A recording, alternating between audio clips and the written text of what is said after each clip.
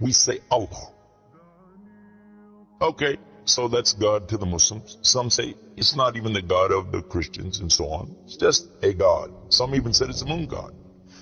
But let us now look at the linguistic of the word Allah.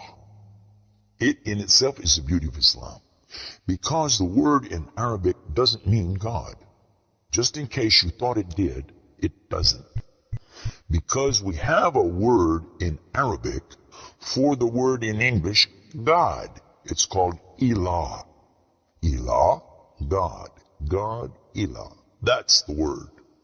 But when we speak about the one and only God, the one that's to be worshipped, the God of Adam, the God of Abraham, and the God of Moses, God of Jesus Christ, peace be upon him, and the God of Muhammad, peace be upon him, we're talking about essentially the only God that's worthy to be worshipped. No other God. Now, what would be the proof of this? I realize that we have a lot of detractors who will say, no, it's not true, I don't believe it. Let's get a proof from the English translation of the Bible. That's a good place to start. Around the earth, there are many hotels and motels. In almost every one of them that you go to, there's a drawer beside the bed that when you open it up, you'll find a book in there and you'll take it out. Now, what is that book? And you already know the answer.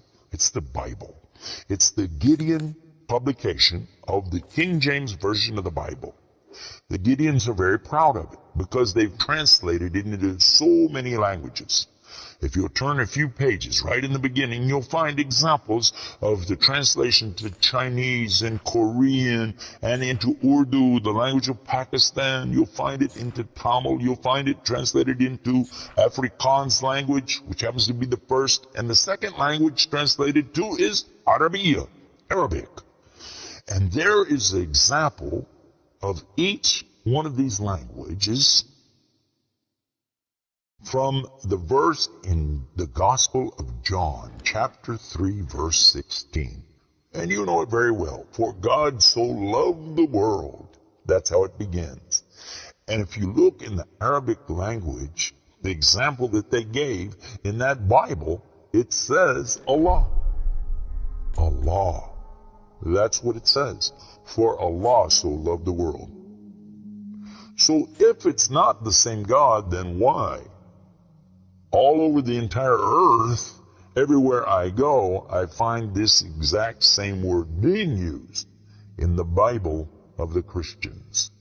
Now you might say, what about the Old Testament? Page 1 of the book of Genesis, at the very beginning of the Quran, page 1 has 17 verses. And there's the word Allah, Alif, Lam, Ha, 17 times.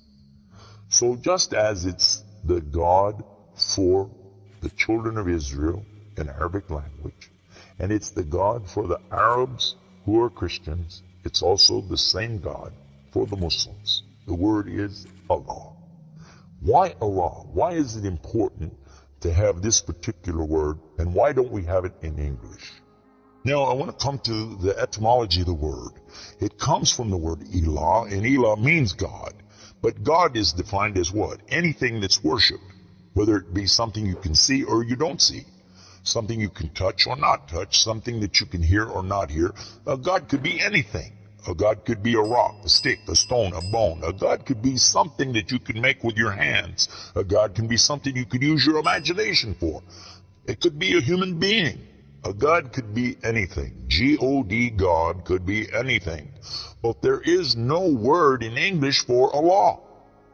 So when you translate the word Allah to be God, you've actually diminished the meaning of Allah.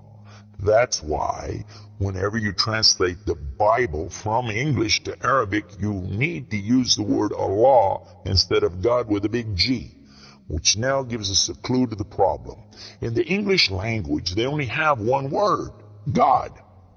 Little G-O-D. It means something worshipped. It could be idols, images, pictures, statues. It could be human beings. It could be anything. This is God's. Little G-O-D-S. But when you mean the God, you have to capitalize the G. You have to make a big G. Now, what happens if you're going to start the sentence with the word God? You have to make a big G anyway, don't you? So you wouldn't know if it was God, big God, or God, a little God, just any old God. You wouldn't know. Also, whenever you're speaking to someone, they can't see the letters. So when you say God, which God? What God are you talking about? In Arabic, though, it's clear. When you say Ilah, okay, he's talking about a God. And Allah is an Ilah. But he's also Al-Ilah, the only Ilah. And when you say Allah, this firms it up. And there's no doubt in anybody's mind that you're talking about the one and only God. The word Allah in the Arabic language cannot be made plural. There can't be more than one. Okay, that perfectly fits the unique God of the believers, because there's not more than one. He's only one. There's no God beside God. Second point is this: it can't be made female or male. There's no gender to the word. In Arabic, all the words have gender. All words have gender. But this particular word is only having gender because of the Arabic language, not because Allah has gender. To give you an example, it always says like Allahu. This means Allah, He is. But when we say He, it's out of respect for Allah, because Allah is without gender, because He's not like His creation, not male, not female. Additionally, we find that the examples in Quran, for instance, when Allah is talking about Himself, you'll find it says Nahnu. Nahnu means we. And Allah refers to Himself as Nahnu.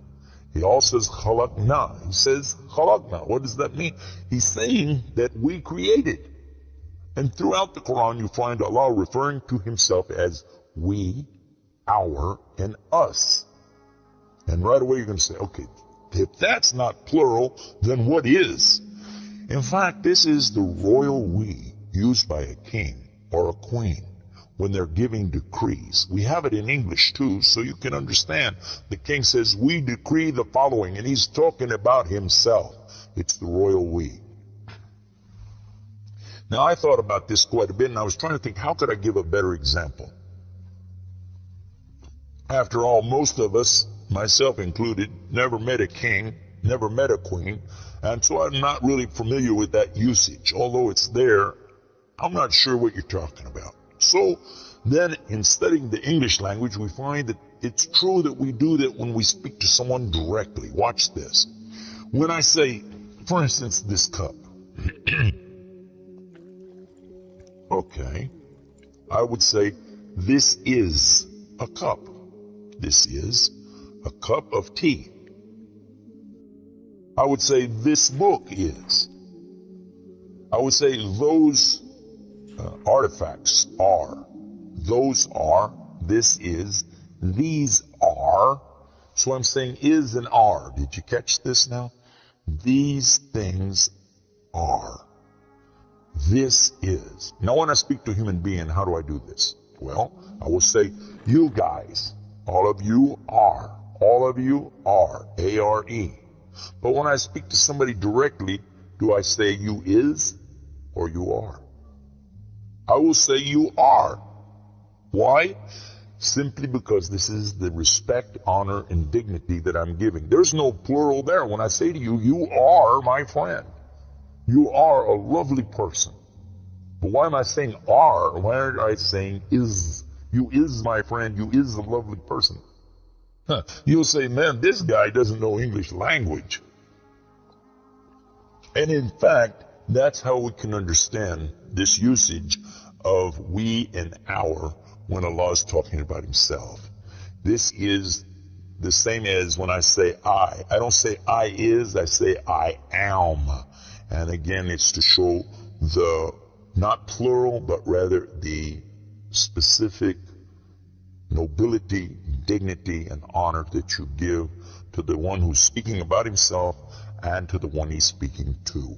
And in the same way, that's exactly what Allah is doing when He says Nahnu and Khalaqna and other examples throughout the Quran. So now what we've learned is that Allah's name itself is the perfect name for Allah.